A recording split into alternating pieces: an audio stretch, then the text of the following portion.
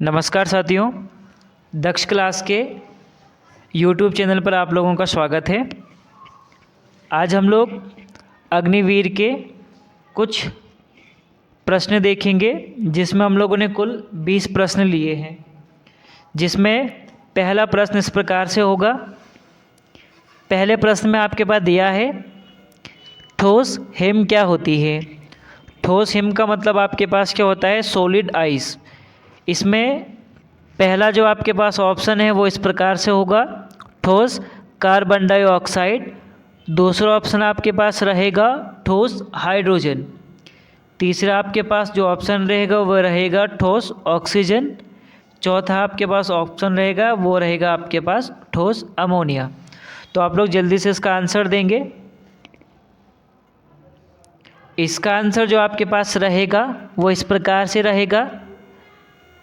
उसका आंसर आपके पास क्या हो जाएगा, ठोस कार्बन डाइऑक्साइड। तो इस प्रकार से हम लोगों को ये जनरल क्वेश्चन देखने हैं। यही आपके पास आर्मी वाले पेपरों में पूछे जाते हैं। इसके बाद जो आपके पास दूसरा प्रश्न रहेगा वो इस प्रकार से आपके पास रहेगा, नीली क्रांति का संबंध होता है। इसमें जो आपके पास ऑप्शन रहेंगे वो इस प्रकार से रहेंगे। पहला ऑप्शन हो जाएगा आपके पास कृषि का। दूसरा ऑप्शन आपके पास हो जाएगा लोहा एवं इस्पात का। तीसरा आपके पास ऑप्शन रहेगा सिंचाई।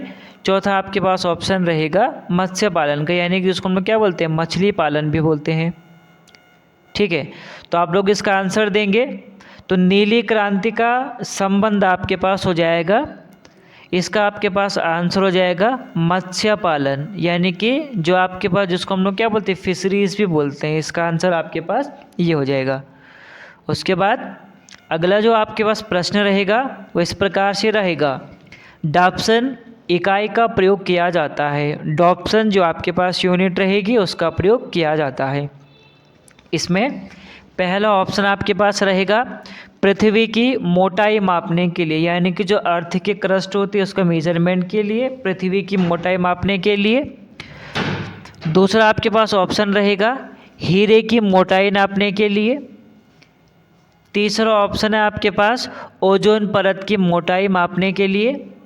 चौथा ऑप्शन आपके पास रहेगा शोर को मापने के लिए। शोर का मतलब नॉइस, यानी कि नॉइस पॉल्यूशन को मेजर करने के लिए। तो जल्दी से आपके इसका प्रश्न का आंसर देखिए।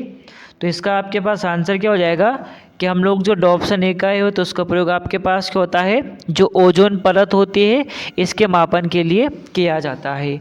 तो ओजोन परत आप लोगों को पता होगा कि ओजोन परत जो आपके पास होती है इसका प्रतीक सिंबल आपके पास O3 होता है। यह हमारे समताप मंडल में पाई जाती है, जो हम लोगों को पराबैंगनी किरणों से हमारी सुरक्षा करती है। पराबैंगनी किरणें कहाँ से निकलती है, सूर्य के प्रकाश से निकलती है, जो हमें अगर ये हमारे शरीर में पड़े तो हम लोगों को आपके पास क्या करती है, स्किन, यानी कि हमें त्वचा का कैंसर भी कर सकती है। तो आपके पास इस प्रकार से चौथा प्रश्न रहेगा। चौथा प्रश्न आपके पास रहेगा हरित क्रांति में प्रयुक्त मुख्य पादप फसल कौन सा था, यानी कि जो आपके पास ग्रीन रेवोल्यूशन थी उसमें आपके पास जो प्रथम फसल रही वो आपके पास कौन सी थी। इसमें जो आपके पास ऑप्शन रहेंगे वो इस प्रकार से रहेंगे कि इसमें जो आपके पास पहला ऑप्शन जैपैनिका चावल, दूसरा आपके पास ऑप्शन है भारतीय चावल, तीसरा आपके पास है एमर गेहूँ, चौथा आपके पास ऑप्शन है मैक्सिकन गेहूँ। तो ये आपके पास ऑप्शन है, जल्दी से आपके पास इसका आंसर देंगे। तो आपके पास इसका आंसर क्या हो जाएगा, इसका आंसर आपके पास हो जाएगा मैक्सिकन गेहूँ। यानी कि हम लोगों ने हरित क्रांति में पहला जो आपके पास क्या था, प्रयुक्त जो आपके पास मुख्य पादप वो आपके पास कौन सा था, पादप यानी कि प्लांट, पौधे जो आपके पास वो आपके पास क्या था, मैक्सिकन गेहूँ था। तो ये हम लोग थोड़ा सा आपके पास इसमें याद कर सकते हैं। उसके बाद जो आपके पास पाँचवा प्रश्न रहेगा, पाँचवा प्रश्न आपके पास इस प्रकार से रहेगा कि जो आपके पास ओजोन परत होती है, ओजोन परत कहाँ पर आपके पास अवस्थित यानी कि पाई जाती है। तो इसके ऑप्शन आपके पास इस प्रकार से रहेंगे, क्षोभ मंडल में होती है, कि समताप मंडल में होती है, कि मध्य मंडल में, या आपके पास बाह्य मंडल में। तो इसका आपके पास आंसर क्या रहेगा, इसको हम लोग क्या बोलते हैं, स्ट्रेटोस्फीयर, यानी कि समताप मंडल इसका आंसर हो जाएगा। तो ये हमारे पास पाँचवा प्रश्न था। उसके बाद हमारे पास अगला जो प्रश्न रहेगा वो आपके पास हो जाएगा मिनीमाटा, यानी कि जो रोग होता है उसका मुख्य कारण आपके पास रहेगा। इसके भी आपके पास इसी प्रकार से 4 ऑप्शन रहेंगे, जिसमें पहला आपके पास हो जाएगा आर्सेनिक की विषाक्तता। विषाक्तता का अर्थ होता है यानी कि जो आपके पास टॉक्सिक होते हैं, विषैले होते हैं, उसके कारण। दूसरा आपके पास सीसा, इसकी विषाक्तता के कारण। तीसरा पारा यानी कि पारद। चौथा आपके पास जो है कैडमियम की विषाक्तता के कारण। तो हम लोग इसका जनरली आंसर क्या देते हैं बताओ।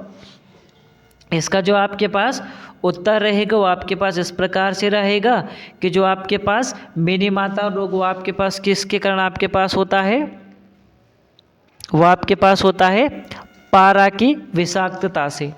तो ये हमारे पास ऑप्शन जो रहेगा वो आपके पास क्या रहेगा, पारा रहेगा, यानी जिसको हम लोग क्या बोलते हैं आपके पास पारद भी बोलते हैं, पारा। तो ये आपके पास 6 प्रश्न हमारे संपूर्ण हुए। उसके बाद जो आपके पास अगला प्रश्न वो आपके पास रहेगा आनुवांशिकी अभियांत्रिकी के माध्यम से उत्पादित प्रथम वाणिज्य उत्पाद है। आनुवांशिक अभियांत्रिकी का मतलब आपके पास क्या होता है, बायोटेक्नोलॉजी यानी कि जीव प्रौद्योगिकी। इसके अंतर्गत आपके पास जो हमारे पास जो पहला ऑप्शन आपके पास रहेगा वो रहेगा पैरासीटामोल। दूसरा आपके पास ऑप्शन हो जाएगा एस्पिरिन। तीसरा आपके पास हो जाएगा इंसुलिन। चौथा आपके पास हो जाएगा इनमें से कोई नहीं। तो आप लोग जल्दी इसका आंसर बताएंगे। तो इसका आंसर आपके पास हो जाएगा कि जो आपके पास इंसुलिन है वो आपके पास आनुवांशिकी अभियांत्रिकी के माध्यम से उत्पादित प्रथम वाणिज्यिक उत्पाद। वाणिज्यिक का मतलब कॉमर्शियल जो आपके पास प्रोडक्ट रहेगा। इसके रिगार्डिंग अगर क्वेश्चन पूछेगा तो हम लोगों से पूछ सकता है कि जो आपके पास मानव निर्मित इंसुलिन उसका नाम, वैज्ञानिक नाम आपके पास क्या है। तो उसका आपके पास वैज्ञानिक नाम क्या हो जाएगा, ह्यूमिलिन हो जाएगा। यानी कि जो ह्यूमिलिन है वो मानव द्वारा उत्पादित एक कृत्रिम आपके पास क्या हो जाएगी, इंसुलिन हो जाएगी। तो ये हम लोग बोल सकते हैं आपके पास के 7वां प्रश्न आपके पास पूर्ण हो जाएगा।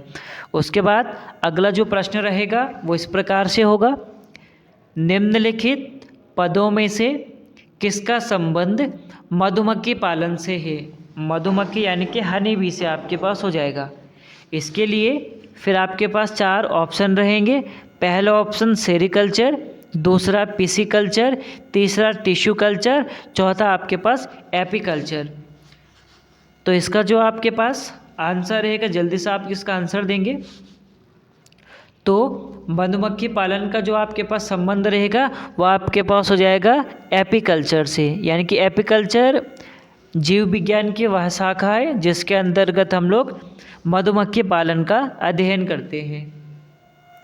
अगला प्रश्न इस प्रकार से होगा, पोलियो का जो कारक है यानी कि जो वेक्टर है वो कौन सा हो जाएगा इनमें से। तो हम लोग जनरली आपके पास क्या बोलते हैं कि पोलियो एक वायरस से होने वाला रोग है जिसके 4 ऑप्शन हमें दे रखे हैं। फफूंद, जिसको हम लोग फंगस भी बोलते हैं। दूसरा बैक्टीरिया यानी कि जीवाणु। तीसरा एकल तार युक्त आरएनए वाला विषाणु। चौथा एकल तार युक्त डीएनए वाला विषाणु। तो जनरली हम लोग क्या बोलते हैं सामान्यतः कि पोलियो वायरस से होने वाला रोग है। तो पहले 2 दिए गए आंसर तो आपके पास हो नहीं सकते हैं। अब आपके पास 2 ही ऑप्शन बचे, एकल तार युक्त आरएनए वाला विषाणु, दूसरा बचा एकल तार युक्त डीएनए वाला विषाणु। तो यानी कि आपके पास इसका आंसर क्या हो जाएगा, SSRNA। SSRNA, आरएनए की फुल फॉर्म राइबोन्यूक्लिक एसिड, और SS का मतलब सिंगल स्ट्रैंड यानी कि एकल तार युक्त आरएनए। इसका आंसर आपके पास क्या हो जाएगा कि जो आपके पास तीसरा ऑप्शन दे रखा है एकल तार युक्त आरएनए वाला विषाणु। तो पोलियो होता है सिंगल स्ट्रैंड आरएनए के द्वारा। तो ये महत्वपूर्ण प्रश्नों की श्रृंखला है। इसमें जो आपके पास अगला प्रश्न रहेगा इस प्रकार से होगा, विटामिन B12 में विद्यमान धातु है। तो हम लोग विटामिन पढ़ते हैं, प्रोटीन्स पढ़ते हैं, कार्बोहाइड्रेट्स पढ़ते हैं एंड आपके पास वसा पढ़ते हैं। तो इनका जो हम लोग वर्गीकरण करते हैं इस प्रकार से करते हैं कि जो आपके पास प्रोटीन होते हैं वो हमारे संरचनात्मक इकाई होती है, यानी कि वो हमारे शरीर का संरचना का निर्माण करती हैं। दूसरा आपके पास कार्बोहाइड्रेट जो हमें ऊर्जा प्रदान करती हैं। इसके बाद जो विटामिन्स बचती है, जो विटामिन्स होते हैं हमारे शरीर को संक्रामक रोगों से बचाते हैं। तो हमें ऑप्शन दे रखा है आपके पास कि जो आपके पास क्वेश्चन दे रखा है हमारे पास जो विटामिन B12 होता है उसमें कौन सी धातु यानी कि मेटल्स पाई जाती है। तो ऑप्शन आपके पास कोबाल्ट, दूसरा मैग्नीशियम, तीसरा लोहा, चौथा तांबा। तो जल्दी से आप लोग इसका आंसर देंगे तो इसका आंसर आपके पास क्या हो जाएगा कि विटामिन B12 में विद्यमान धातु आपके पास कौन सी होती है, कोबाल्ट होती है। कोबाल्ट का मतलब आपके पास क्या हो जाएगा, आपके पास कॉपर हो जाएगा। तो यानी कि विटामिन B12 में विद्यमान धातु आपके पास कोबाल्ट हो जाएगी। इसके बाद आपके पास आपकी स्क्रीन पर अगला जो प्रश्न रहेगा वो आपके पास रहेगा, प्रकाश की गति अधिकतम होती है। प्रकाश की गति यानी कि जो लाइट की स्पीड जो आपके पास होती है वो कहाँ पर ज़्यादा होगी। पहला ऑप्शन वायु में, दूसरा ऑप्शन जल में, तीसरा ऑप्शन निर्वात में, चौथा ऑप्शन में से कोई नहीं। तो आपके पास इसका जो आंसर वो आपके पास क्या रहेगा कि प्रकाश की गति अधिकतम आपके पास कहाँ पर होती है, निर्वात में होती है। निर्वात का मतलब आपके पास हो जाएगा वैक्यूम में होती है, यानी कि वैक्यूम में प्रकाश की अधिकतम गति होती है। तो 11 प्रश्न आपके पास इस प्रकार से रहे। अगला जो प्रश्न आपकी स्क्रीन पर होगा वो इस प्रकार से होगा। 12वां प्रश्न आपके पास है, आप लोग जल्दी से पढ़ेंगे।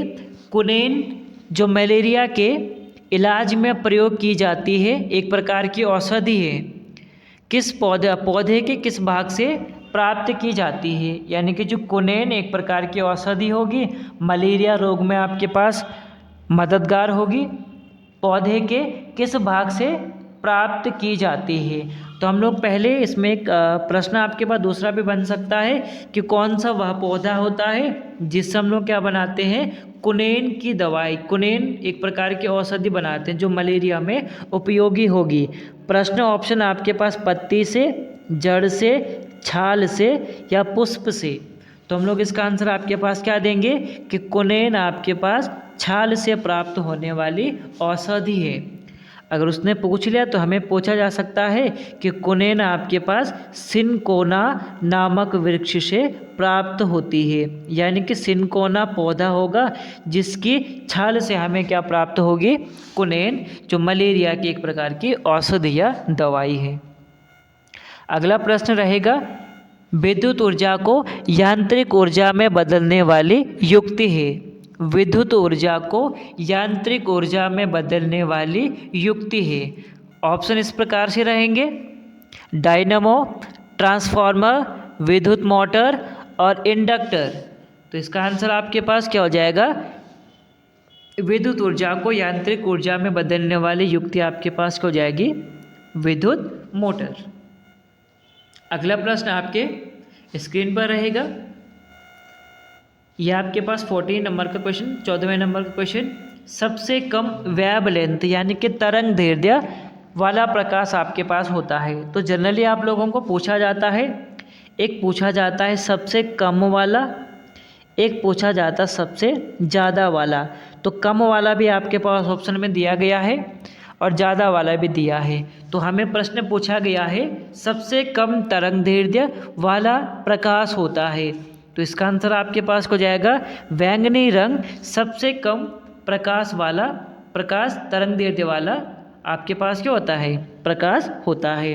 जबकि जो लाल होता है इसकी वेवलेंथ आपके पास क्या होती है, सबसे ज़्यादा होती है। इसलिए जो लाल रंग होता है वो खतरे का निशान आपके पास होता है, जिसे आपके पास संकेतक के रूप में प्रयोग भी किया जाता है। अगला प्रश्न रहेगा, ओस्टियोपोरोसिस किस रोग से संबंधित है। तो हम लोग जनरली क्या बोलते हैं, ओस्टियोपोरोसिस। ओस्टियो का मतलब आपके पास क्या होता है, हड्डियां होती है, और पोरोसिस का मतलब आपके पास क्या होता है कि जब हमारी हड्डियों में आपके पास क्या बन जाते हैं, पोर यानी कि छिद्र बन जाते हैं। तो यानी कि ओस्टियोपोरोसिस रोग का संबंध आपके पास क्या हो जाएगा, हड्डियों से हो जाएगा। ओस्टियो का मतलब हड्डियां, पोरोसिस का मतलब छिद्र हो जाएगा। तो 15वां प्रश्न आपके पास रहेगा, ओस्टियोपोरोसिस का संबंध तो आपके पास हो जाएगा हड्डियों से हो जाएगा। अगला प्रश्न आपके पास स्क्रीन में यह रहेगा। 16वां प्रश्न, वयस्क मानव में अस्थियों की संख्या होती है, यानी कि बोन्स का जो नंबर रहेगा, अस्थियों की जो संख्या वो आपके पास वयस्क मानव में होती है। तो बहुत साधारण प्रश्न आपके पास है कि आपके पास संख्या होती है 204, 206, 208, 210। तो हमें जनरली क्या बताना है कि जो आपके पास वयस्क मनुष्य होते हैं उनमें हड्डियों की संख्या आपके पास क्या होती है, 206 होती है। अगर ये हमें पूछा जाए कि बाल्यावस्था में, तो बाल्यावस्था में जो आपके पास हड्डियों की संख्या रहती है वो 300 से अधिक आपके पास होती है, यानी कि 300 से अधिक हड्डियों की संख्या बाल्यावस्था में, वयस्क अवस्था में आपके पास हो जाएगी 206 हड्डियाँ हो जाएगी। अगला प्रश्न आपके स्क्रीन पर रहेगा, प्लाज्मा में जल का प्रतिशत होता है। तो प्लाज्मा आप लोगों ने जनरली पढ़ा होगा, सामान्यतः पढ़ा होगा कि जो प्लाज्मा होता है, प्लाज्मा रक्त का भाग होता है। हम लोग क्या बोलते हैं कि रक्त के 2 भाग होते हैं। पहला भाग आपके पास क्या होता है, प्लाज्मा होता है, जो रक्त का कुल 55% भाग बनाता है। दूसरा भाग आपके पास क्या होता है, रक्त की जो आपके पास कोशिकाएं होती हैं वो आपके पास कितना बनाती है, 45% भाग बनाती है। तो हमें प्रश्न पूछा गया है कि जो 55% वाला भाग, यानी कि रक्त का जो प्लाज्मा वाला भाग है, उसमें जल का प्रतिशत, पहला ऑप्शन आपके पास दिया है 60%, 70%, 80 या आपके पास 90%। तो हम लोग जनरली क्या बताते हैं कि जो आपके पास प्लाज्मा होता है, प्लाज्मा में जल का प्रतिशत 90% आपके पास होता है। तो 18वां 17वां प्रश्न आपके पास ये रहेगा। अगला जो प्रश्न आपके पास रहेगा वो 18वें नंबर का प्रश्न, इस प्रकार से आपके पास प्रश्न रहेगा। उसमें आपके पास क्वेश्चन पूछा है, कास्टिक सोडा का रासायनिक नाम आपके पास क्या होता है। कास्टिक सोडा का रासायनिक नाम, तो हम लोग क्या बोलते हैं आपके पास कि कास्टिक जो सोडा होता है उसका रासायनिक नाम आपके पास होता है। तो कास्टिक सोडा के लिए आपके पास 4 ऑप्शन दे रखे हैं कि जो आपके पास कास्टिक सोडा होता है उसका केमिकल नाम आपके, यानी कि रासायनिक नाम आपके पास क्या होता है। तो आपके पास ऑप्शन रहेंगे इस प्रकार से। पहला ऑप्शन आपके पास रहेगा कि सोडियम थायोसल्फेट, दूसरा सोडियम कार्बोनेट, तीसरा सोडियम क्लोराइड, चौथा सोडियम हाइड्रोक्साइड। तो हम लोग क्या बोलते हैं कि जनरली आपके पास इसका फॉर्मूला आपके पास हो जाएगा NaOH हो जाएगा, यानी कि सोडियम हाइड्रोक्साइड, यानी कि कास्टिक सोडा का रासायनिक नाम आपके पास हो जाएगा सोडियम हाइड्रोक्साइड, NaOH, जिसे हम लोग साधारणतः क्या बोलते हैं आपके पास, कास्टिक सोडा भी बोलते हैं। इस प्रकार अगला जो क्वेश्चन आपके पास रहेगा वो इस प्रकार से रहेगा, बिच्छू बूटी, जिसको हम लोग क्या बोलते हैं, नेटॉल, यानी कि कंडाली, इसकी जो पत्तियां होती है, बिच्छू बूटी नेटाल की पत्तियों के छूने पर जलन पैदा होती है, यह किसके अंतः क्षेपण के कारण होता है। यानी कि प्रश्न आपके पास है, बिच्छू बूटी की पत्तियों के छू जाने पर जलन पैदा होती है, यह किसके अंतःक्षेपण के कारण होता है। इसके लिए आपके पास प्रश्न ऑप्शन दे रखे हैं, हाइड्रोक्लोरिक अम्ल, दूसरा मेथनोइक अम्ल, तीसरा सिट्रिक अम्ल, चौथा सल्फ्यूरिक अम्ल। तो आपके पास इसका प्रश्न क्या हो जाएगा, इसका आंसर आपके पास हो जाएगा मेथनोइक अम्ल। मेथनोइक अम्ल आपके पास हो जाएगा, यानी कि जो आपके पास कौन सी घास है, बिच्छू बूटी। ये हमें थोड़ा सा आपके पास याद करना है कि जो आपके पास मेथनोइक अम्ल है यह आपके पास नेटॉल यानी कि बिच्छू बूटी में पाया जाता है। दूसरा हमें याद करना है कि इसी को हम लोग क्या बोलते हैं, फॉर्मिक अम्ल भी बोलते हैं। फॉर्मिक अम्ल का दूसरा नाम आपके पास हो जाएगा मेथनोइक अम्ल। तो ये आपके पास 20-19 प्रश्न हमारे पूरे हुए।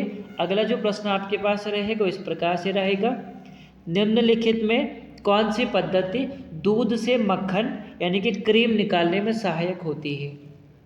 यानी कि जो हम लोग घरों में दूध से यानी कि दही से मक्खन निकालते हैं उसमें कौन सी विधि आपके पास होती है। पहला है आसवन विधि, दूसरा अभिकेंद्रण विधि, तीसरा क्रोमेटोग्राफी विधि, चौथा है ऊर्ध्वपातन विधि। तो हमारे पास दिए गए ऑप्शन में जो आपके पास आंसर वो आपके पास क्या हो जाएगा, पहला ऑप्शन आचवन अपकेंद्रण, तीसरा क्रोमेटोग्राफी, चौथा है ऊर्ध्वपातन। तो हमारा जो आपके पास आंसर वो आपके पास रहेगा कि जो सेंट्रीफ्यूगेशन मेथड यानी कि अभिकेंद्रण जो विधि होगी उसका प्रयोग हम लोग किस चीज़ के लिए करते हैं, क्रीम या मक्खन निकालने के लिए। तो ये हमारे पास 20 प्रश्नों की एक आपके पास सीरीज थी जो हम लोगों को इम्पोर्टेंट करके याद भी करने, नोट भी करने हैं। इसके अलावा हम लोग इसी प्रकार से डेली 20 प्रश्नों की एक सीरीज आपके पास लाते रहेंगे। इसके लिए आप लोग नोट करके इनको आप लोग याद करेंगे। आप लोग चैनल को शेयर एंड आपके पास सब्सक्राइब कर सकेंगे। धन्यवाद।